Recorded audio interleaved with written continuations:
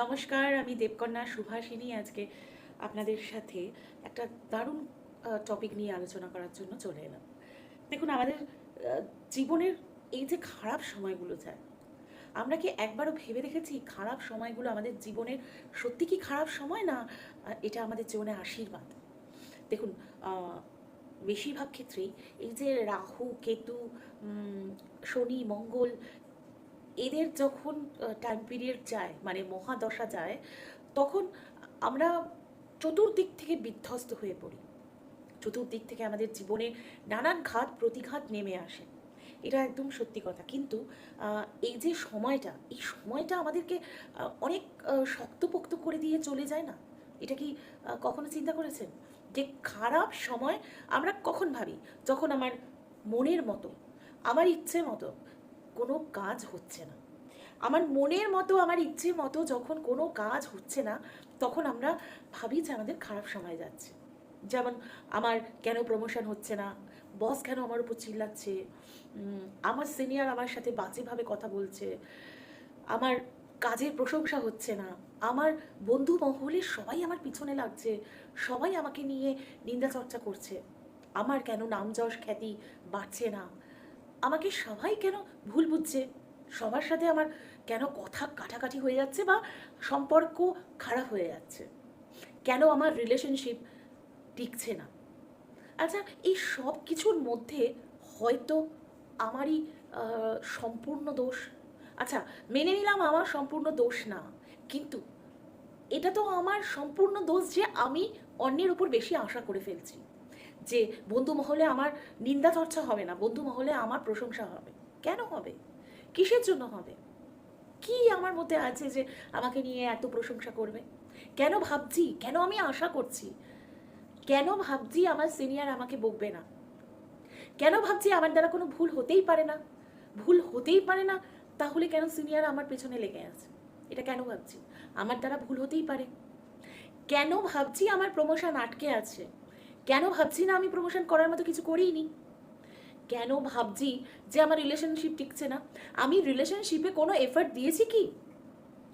Effort দিলে কোনো জিনিস টেকে না, এটা আমি বিলিভ করি না। দেখুন, প্রত্যেকটা জিনিসের পেছনে যদি আপনি খাটনি করেন, আপনি যদি সেটাতে এফর্ট দিয়ে থাকেন, তাহলে সেই জিনিসটা টিকতে এবং বৃদ্ধি হতে বাধ্য। এটা প্রকৃতির নিয়ম, আমার আপনার নিয়ম নয়। তাহলে কেন বাড়বে না? দেখুন, জন্মকুণ্ডলীর দশা, অন্তর্দশা, প্রত্যন্তর দশা, 12টি রাশি, 9টি গ্রহ, সব কিছু, সব কিছু, 27টি নক্ষত্র, সব কিছু কিন্তু সত্যি নির্ভর করে, আমাদের জীবনকে কন্ট্রোল করে। এই যে আমি ভাবছি যে আমার কেন প্রশংসা হচ্ছে না, আমার বন্ধু মহলে সবাই আমার সাথে ভালোভাবে কথা বলছে, কিন্তু আমি পরে জানতে পারছি ওই মানুষটাই আমার বিরুদ্ধে উল্টোপাল্টা কথা বলেছে, বা আমার মুখের ওপরেই সবার সামনে বাজে কথা বলেছে। কেন ভাবছি না যে আমি হয়তো একটু বেশি তাদেরকে আপন ভেবে অনেক কিছু শেয়ার করে ফেলেছিলাম, বেশি আমি মিলমিশ করে ফেলেছিলাম, বা আমি বেশি ওদের মাথায় তুলে দিয়েছিলাম? হতেও তো পারে এটাই করেছি আমি, তাই জন্য আজকে আমাকে উচিত শিক্ষাটা পেতে হলো। দেখুন, গ্রহ নক্ষত্র আমাদের ডেফিনেটলি কন্ট্রোল করে, এবং আপনার মহাদশা, আপনার মহাদশা না আপনাকে একদম কন্ট্রোল করেই। ধরুন, কেতুর মহাদশা 7 বছরের জন্য, এই 7 বছর আপনাকে একদম নাড়িয়ে দিয়ে চলে যাবে, আপনাকে ব্যতিব্যস্ত করে দেবে, ইলিউশন, ভ্রম, প্যানিক, প্রচণ্ড মানসিক ডিস্টারবেন্সের মধ্যে দিয়ে আপনাকে কাটাবে।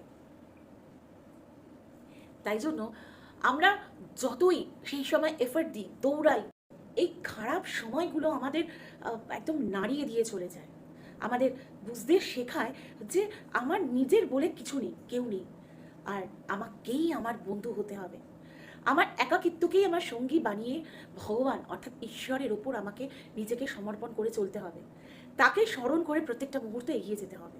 দেখুন, ভগবানের কি সুন্দর একটা মানে শাস্ত্র, এই জ্যোতিষশাস্ত্র, যেখানে প্রত্যেকটা পাপগ্রহের পর ভালো গ্রহের দশাটা কিন্তু আসে। যেমন কেতুর 7 বছর মহাদশার পর আপনার জীবনে আসছে শুক্রের মহাদশা, যেই শুক্র আপনার জীবনে সুখ আপনাকে দিতে বাধ্য হয়। দেখুন, আপনার শুক্র যদি ভালো অবস্থানে জন্মকুণ্ডলিতে থেকে থাকে, তাহলে সেই শুক্র আপনাকে মালামাল চতুর্দিক দিয়ে করে দিয়ে যাবে। আর শুক্র যদি খারাপ অবস্থানেও থাকে, শুক্রের নেচারটা কি? শুক্রের নেচার হচ্ছে আপনাকে প্রেম দেওয়া, ভালোবাসা দেওয়া, ভোগ বিলাসিতা দেওয়া, প্লেজার দেওয়া, মানসিক প্লেজার, বেড প্লেজার, আপনার জীবনকে কমফোর্ট জোনে নিয়ে যাওয়া। সেই শুক্র যতই খারাপ ঘরে থাকুক, ও আপনার নিজের দশাতে, মহাদশাতে আপনাকে সেগুলো দিয়ে যাবে। যার শুক্র জন্মকুণ্ডলিতে ভালো আছে সে একটু অনেক বেশি পাবে সেগুলো, যার জন্মকুণ্ডলিতে শুক্র খারাপ আছে সে একটু কম পাবে, কিন্তু পাবে অবশ্যই শুক্রের মহাদশাতে। সেরকমই রাহুর মহাদশার পর আমাদের জীবনে আসে বৃহস্পতির মহাদশা। বলে না, তোর তো সব কিছুই ভালো হচ্ছে, তোর জীবনে এখন বৃহস্পতির মহাদশা চলছে বা বৃহস্পতির দশা পড়েছে। আর যার খারাপ দশা বা খারাপ টাইম যায়, আমরা বলি তোর শনির দশা ধরেছে। ঠিক দেখবেন শনির দশার পরেও কিন্তু আসে বুধের মহাদশা। দেখুন, প্রত্যেকটা পাপগ্রহের পরে ভালো গ্রহের দশা কিন্তু আপনার জীবনে এন্ট্রি নেয়। তাই প্রত্যেকটা খারাপ সময়ের পর অবশ্যই ভালো সময় আসতে বাধ্য। যেমন দিনের পর রাত এবং রাতের কালো অন্ধকারের পরেই কিন্তু সুন্দর ফুটফুটের সকাল আমরা দেখতে পাই। এই যে আপনার রাহুর মহাদশা, কেতুর মহাদশা, শনির মহাদশা, এগুলো তো আপনাকে জীবনে প্রচুর চ্যালেঞ্জেস দিয়ে যায়, আপনাকে বাস্তবের মাটিতে এনে দাঁড় করিয়ে দেয় যে দেখো জীবন মানেই যুদ্ধ। প্রচুর জিনিস শেখায়, কিভাবে রিলেশনশিপ থেকে কষ্ট পেয়ে নিজেকে একা নিজেকে দাঁড় করিয়ে রাখা যায়, কিভাবে ছোট্ট